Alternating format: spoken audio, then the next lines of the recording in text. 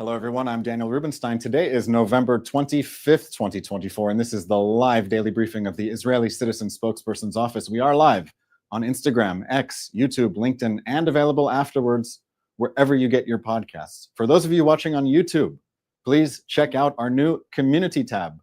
We've posted a poll there. We'll be posting questions for you, behind-the-scenes content. Please check it out. The rest of you, everyone else, please start submitting questions in the chat. And as always, like and subscribe to help us reach a wider audience. There are reports that Israel and Lebanon are getting close to agreeing to a ceasefire. CNN just reported a few minutes ago that Israel agrees in principle.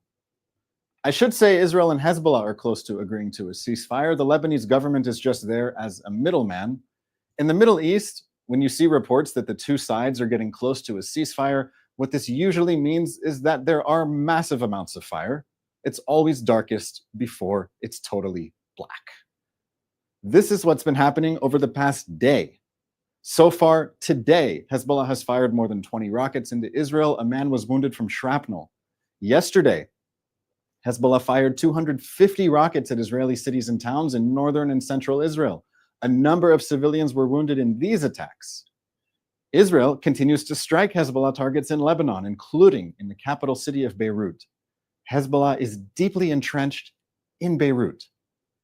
Israel gives warning before striking Hezbollah buildings, which is why you see people filming the buildings from a safe distance in Beirut. Will there be a ceasefire with Hezbollah? Hezbollah is down, but not out. Hezbollah has suffered major blows to its leadership, but Hezbollah continues to bombard Israel with rockets and drones. A terrorist army that can fire 250 rockets a day at Israeli cities and towns is not a terrorist army on the verge of collapse. Right now, the 60,000 Israelis who fled their homes in northern Israel last year because Hezbollah was shooting at their homes, they cannot return because Hezbollah continues to shoot at their homes. The people of Israel want this war to be the last war. We do not need another ceasefire or UN resolution. We need peace. Wars should end with peace. Lebanon should make peace with Israel. Hezbollah wants to fight another day. Hezbollah wants more wars. The Iranian regime wants to give Hezbollah more weapons and more money so that it can keep attacking the people of Israel. That's why Israel demands freedom of action in Lebanon, even if there is a ceasefire. Right now, one of the reported problems with the ceasefire agreement is that the French government wants to be on the oversight committee that will monitor the implementation of the agreement. The French government sides with Israel's enemies. France has consistently voted against Israel in the United Nations. After the International Criminal Court issued arrest warrants for Netanyahu and Gallant, the French government indicated that Netanyahu and Gallant could be arrested if they enter France. US President Joe Biden reportedly told French President Emmanuel Macron that it's not possible for the French government to mediate a deal in Lebanon at the same time that the French government says it will arrest the prime minister of one of the parties of the conflict. Is that fair? This is what Israel wants the whole world to know. Israel will never again allow a terrorist army to mobilize on its borders. Hezbollah cannot be allowed to regroup, rearm, and redeploy. Unfortunately, there is no Lebanese force or UN force that is willing to disarm Hezbollah. The Lebanese government failed, the UN failed, the French failed, diplomacy failed. The government of Lebanon should take responsibility for the future of Lebanon. The UN should help the Lebanese government take control of all of Lebanon. There's no sign that this will happen. The Lebanese government sees any step toward disarming Hezbollah as a civil war in Lebanon. In a way, they're right. Hezbollah is going to fight anyone who tries to disarm it. Hezbollah means party of God in Arabic. They aren't in the business of compromising. Hezbollah fighters are Shia Muslim extremists. They believe that their religion commands them to destroy Israel. Hezbollah wants to fight Israel and anyone else who stands in Hezbollah's way. Hezbollah takes its orders from the Iranian regime. It's part of Iran's ring of fire that surrounds Israel. On October 8th, 2023, one day after the October 7th massacre, Hezbollah opened a second front against Israel. Hezbollah saw what Hamas did on October 7th and liked it. Hezbollah went to war for Hamas. It remains to be seen if Hezbollah is willing to end it's war for Hamas. We need more pressure on the Iranian regime so that it cannot fund its forever war against Israel. A word about the Gaza front. Winter is coming. 101 hostages remain in Hamas terror dungeons in Gaza. The ones who are still alive, will they survive the winter? Will we see a sign of life from them? Will the Red Cross try to find them? Will Palestinians call for their immediate and unconditional release? It seems like the answer to all of these questions is no. Hamas does not regret its decision to take hostages at all. Hamas has many powerful friends in the world, like Qatar, Turkey, and Iran, who are urging Hamas to keep the hostages. The reason that there is still a war in Gaza is because Hamas continues to fight and Hamas continues to hold hostages. The war will end when Hamas lays down its weapons and releases the hostages. If the so-called friends of the Palestinian people around the world would demand that Hamas surrender, we could end this war a lot faster and begin to build a better future for everyone. As Hamas continues to fight, Israel continues with its efforts to reduce the harm to non-combatants in Gaza. The IDF continues to facilitate the transfer of humanitarian aid into Gaza, food, water, medicine, medical equipment, shelter equipment, and fuel for critical infrastructure, such as hospitals, water pumping facilities, and bakeries. Who do you think takes the humanitarian aid first? Hamas takes it. If anyone else tries to take it, Hamas shoots them. There are armed gangs in Gaza that have hijacked aid trucks. Hamas is trying to stop this from happening. Hamas is like a mafia. Hamas wants to take the aid for itself, so Hamas can continue to supply its terrorists and continue to sell the aid to people in need and raise vast sums of money in the process.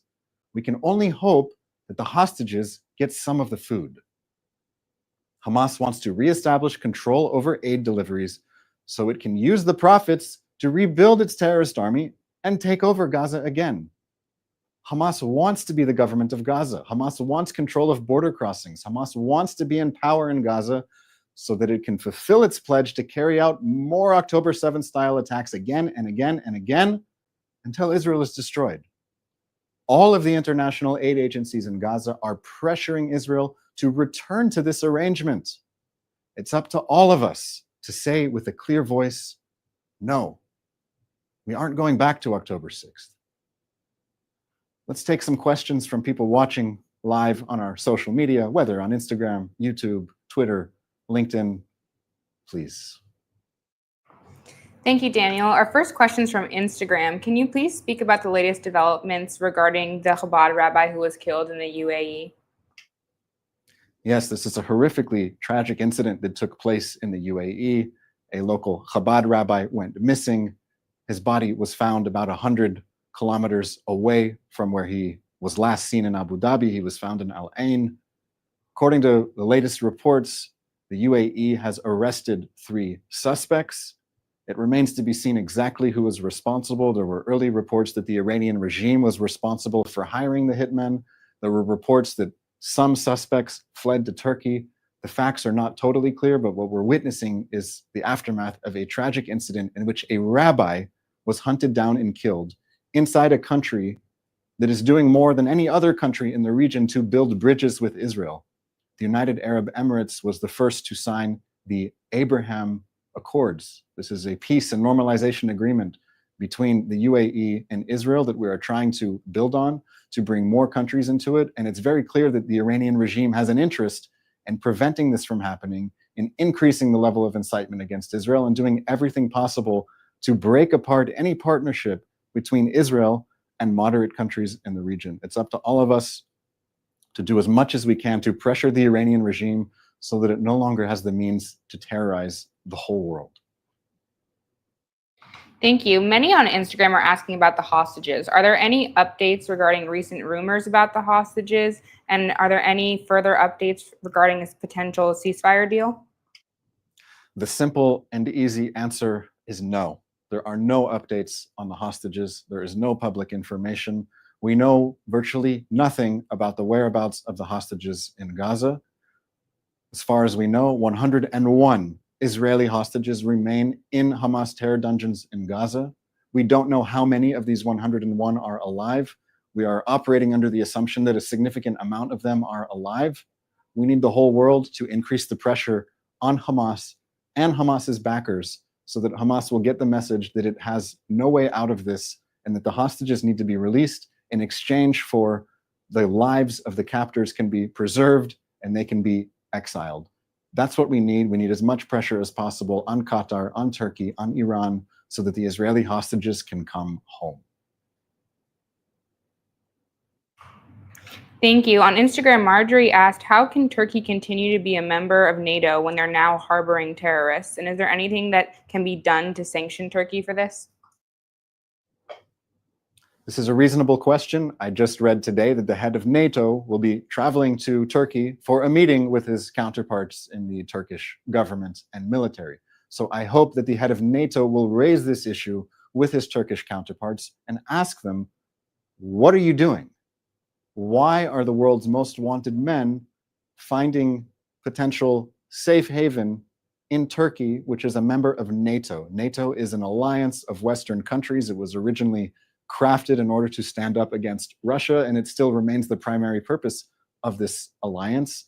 But if Turkey wants to be as part of this NATO alliance, it means that if Turkey is attacked, then every other member of the alliance is sworn by treaty to come to Turkey's defense. So I don't know how popular it would be in the United States, for example, if Turkey is attacked and the United States is compelled by treaty to defend Turkey, which is harboring Hamas leaders. There's only one place that Hamas leaders should be, and that is on trial for crimes against humanity. We need to keep raising this issue so that no one can ignore it. Thank you for that question. Thank you, Daniel. This is our final question from YouTube. Sue asks, what can we do to encourage and support you all at the Israeli Citizens Spokesperson's office? First of all, keep watching, keep sharing, keep telling all of your friends about what we're doing. We're a relatively new organization and we depend on you for your support, for word of mouth, to tell people what we're doing so that they can listen and benefit from what we're doing. And if you really want to help, I ask, please donate to the Israeli Citizens Spokesperson's office. You can find links on all of our pages to our website, the YouTube description, Instagram. We can only do what we do with your help. Your help is essential. Every dollar counts. It allows us to do what we do and spread the word, fight for Israel, spread the truth. So thank you so much. This has been the live daily briefing of the Israeli Citizen Spokesperson's office. I'm Daniel Rubinstein. Have a lovely day. Thanks for watching. Drop a comment below. Don't forget to like, share, and hit subscribe to stay updated with our latest content. Until next time, stay informed and inspired. This is Dejobnik signing off.